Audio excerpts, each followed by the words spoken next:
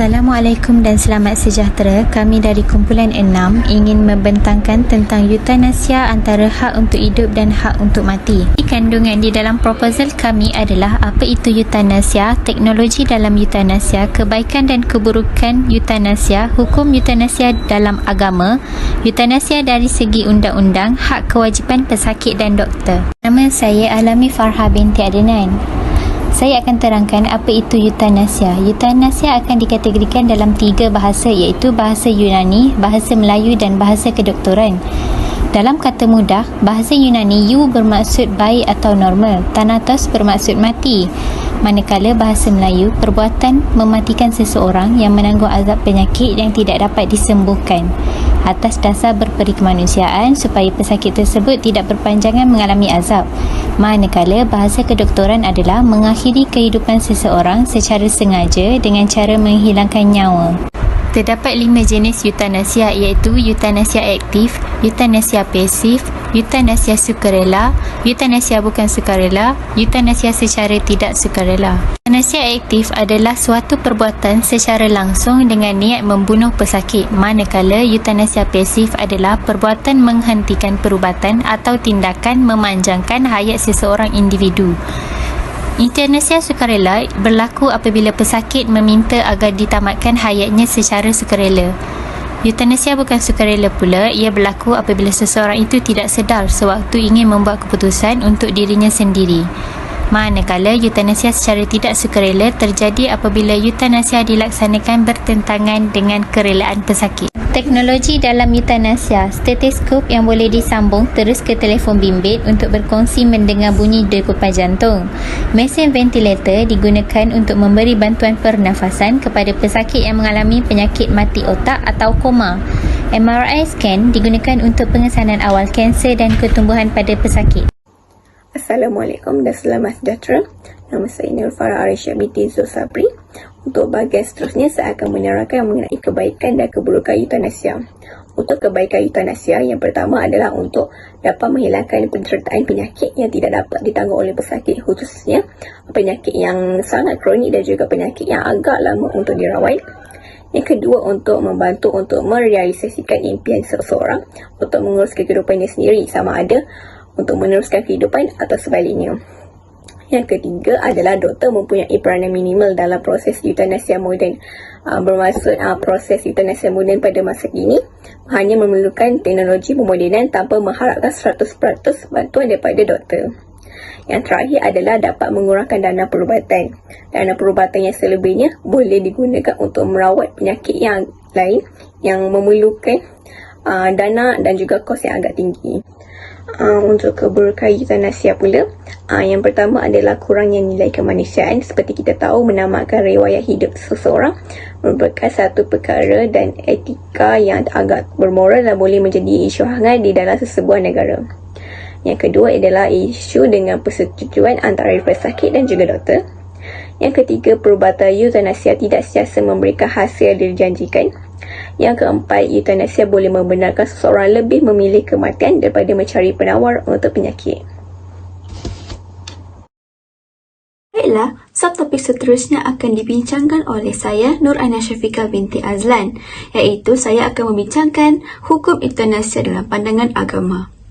Dalam agama Islam, ia disebut sebagai qatl ar-rahmah atau taysir al-maut, di mana ia bermaksud tindakan yang memudahkan kematian seseorang dengan sengaja tanpa merasa sakit, di mana ia bertujuan untuk meringankan penderitaan pesakit, sungguh pun dengan cara positif ataupun negatif.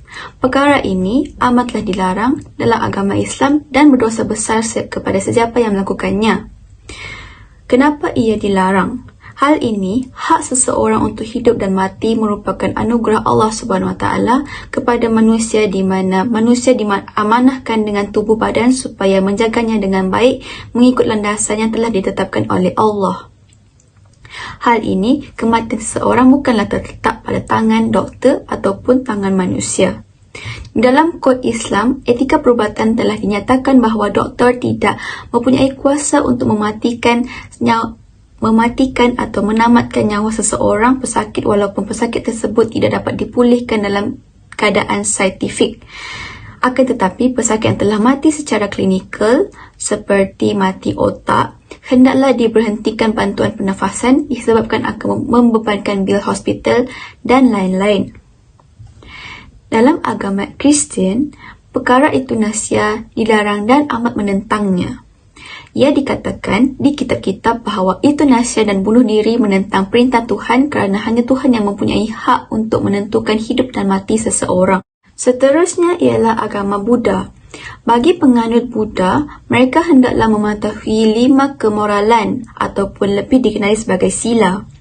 Sila pertama menyebut adalah menghindari pembunuhan, di mana menghindari pembunuhan bermaksud tidak menganiaya atau meragut nyawa makhluk hidupan termasuk nyawa sendiri secara sengaja.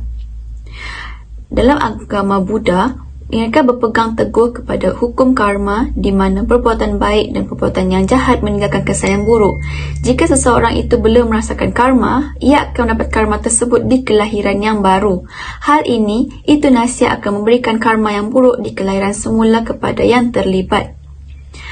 Maka, euthanasia merupakan tindakan jahat dan perbuatan ini akan mendatangkan karma yang negatif kepada sesiapa yang terlibat dalam tindakan euthanasia tersebut, termasuk pesakit sendiri dan orang yang melaksanakannya. Seterusnya, agama Hindu. Dalam agama Hindu, mereka tidak bersetuju dengan euthanasia. Euthanasia dan membunuh diri adalah dilarang dalam agama Hindu. Hal ini kerana perkara ini akan mengganggu sistem semula jadi reinkarnasi seterusnya sekaligus mengundang karma yang buruk kepada masa akan datang. Seterusnya, eutanasia dari segi undang-undang. Terdapat beberapa negara yang tidak membenarkan eutanasia seperti Malaysia, Singapura, United Kingdom dan beberapa negeri di Amerika. Manakala pula, terdapat negara yang membenarkan eutanasia seperti Belgium, Netherlands dan Luxembourg. Pada pandangan mereka yang menyokong eutanasia, percaya bahawa negara tidak boleh mengganggu hak seseorang untuk mati. Manakala pula, penentang eutanasia mempunyai pendapat yang berbeza dan meletakkan asas bahawa tiada sesiapa yang boleh menentukan bilakah seseorang itu akan mati kecuali Tuhan. Di Malaysia, eutanasia adalah tidak dibenarkan. Mereka yang melakukan eutanasia akan dikenakan Akta Seksyen 309 Kanun Kesesaan, iaitu sesiapa yang cuba untuk mengambil nyawanya sendiri atau orang lain tetapi gagal setelah melakukan pelbagai cara untuk melaksanakannya adalah telah melakukan kesalahan jenayah dan boleh disabitkan hukuman penjara sehingga 1 tahun atau dendanya sekali. Selain itu, antara negara yang tidak membenarkan eutanasia adalah Indonesia. Eutanasia di Indonesia adalah dianggap satu kesalahan. Mereka yang melakukan eutanasia bakal dihukum di bawah beberapa aturan norma hukum pasal di Indonesia seperti Aturan Norma Hukum Pasal 338 KUHP Eutanasia di Indonesia. Selain itu, Aturan Norma Hukum Pasal 344, seterusnya Aturan Norma Hukum Pasal 304 dan akhir sekali Aturan Hukum Pasal 340. Assalamualaikum warahmatullahi wabarakatuh. Nama saya Mizan Nazmi bin Sarbani. Hari ini saya akan membentangkan tentang hak kewajipan pesakit dan doktor. Seperti yang kita tahu, pesakit ialah orang yang memerlukan pertolongan doktor kerana penyakitnya dan doktor ialah orang yang memberikan pertolongan kerana kemampuan profesionalnya yang dianggap mampu mengubati penyakit. Hubungan antara kedua-duanya ini menciptakan hak dan kewajipan baik, iaitu hak dan kewajipan pesakit atau hak dan kewajipan doktor. Di bawah ialah hak-hak asasi manusia. Yang pertama, manusia harus dihormati tanpa melihat keturunannya. Dan yang kedua, setiap manusia tidak boleh diperlakukan secara kejam. Setiap orang berhak memberikan pendapat. Dan yang terakhir, setiap orang berhak mendapatkan pendidikan pekerjaan dan jaminan sosial. Hubungan dahulu, doktor dan pesakit bersifat paternalistik, iaitu pesakit akan mengikuti apa sahaja yang doktor katakan tanpa bertanya sedikit pun. Tetapi seiring perkembangan zaman dan kemajuan dalam bidang pendidikan serta teknologi sekarang, hubungan doktor dan pesakit, kedua-duanya memiliki kedudukan yang sama secara hukum. Hak dan kewajipan pesakit termasuklah mendapatkan penjelasan secara lengkap, meminta pendapat doktor dan mendapatkan layanan yang sesuai. Selain pesakit, Doktor sebagai tenaga perubatan memiliki hak dan kewajipannya yang tersendiri. Seorang doktor harus mengutamakan pesakit terlebih dahulu banding dirinya sendiri. Dan ini ialah hak dan kewajipan doktor, iaitu memberikan perubatan menurut standard operasi dan memperoleh informasi yang lengkap dan jujur dari pesakit atau keluarganya. Seterusnya, saya akan membincangkan tinjauan mengenai pengetahuan tentang euthanasia dalam kalangan masyarakat. Bagi soalan yang pertama, pernahkah anda mendengar euthanasia? Kebanyakan daripada mereka menjawab tidak ialah sebanyak 41.7%, manakala yang menjawab ya adalah sebanyak 29.2% dan yang menjawab mungkin adalah sebanyak 29.2%. Soalan yang kedua, jika iya, daripada manakah sumber yang mereka mendengar atau mengetahui tentang euthanasia? Kebanyakan daripada mereka menjawab daripada media sosial, sebanyak 40%. Soalan yang ketiga, apakah yang anda tahu mengenai euthanasia?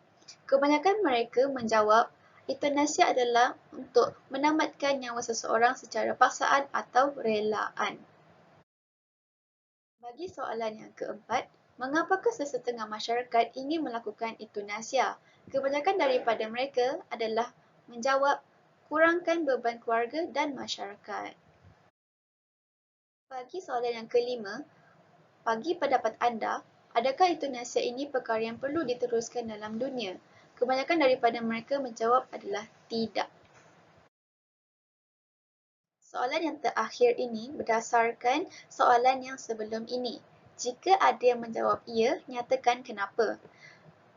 Jawapan yang pertama, kerana konsep euthanasia yang digunakan mampu mengurangkan bil hospital. Sebagai contoh, pesakit yang telah mati otak atau hanya bergantung kepada bantuan pernafasan perlu melakukan euthanasia. Yang kedua, lebih baik mati daripada hidup dengan penuh keseksaan. Yang ketiga, end his or her misery. Dan yang ketiga, jika terpaksa, seperti doktor terpaksa memutuskan euthanasia kepada pesakit yang tidak lagi mampu untuk hidup. Dan yang terakhir, kesian melihat yang tersayang merana seksa dengan penyakit. Ini ialah rujukan yang telah kami peroleh. Kami telah mendapat 5 rujukan daripada slide ni. Saya rasa itu saja daripada kumpulan kami. Sekian, terima kasih.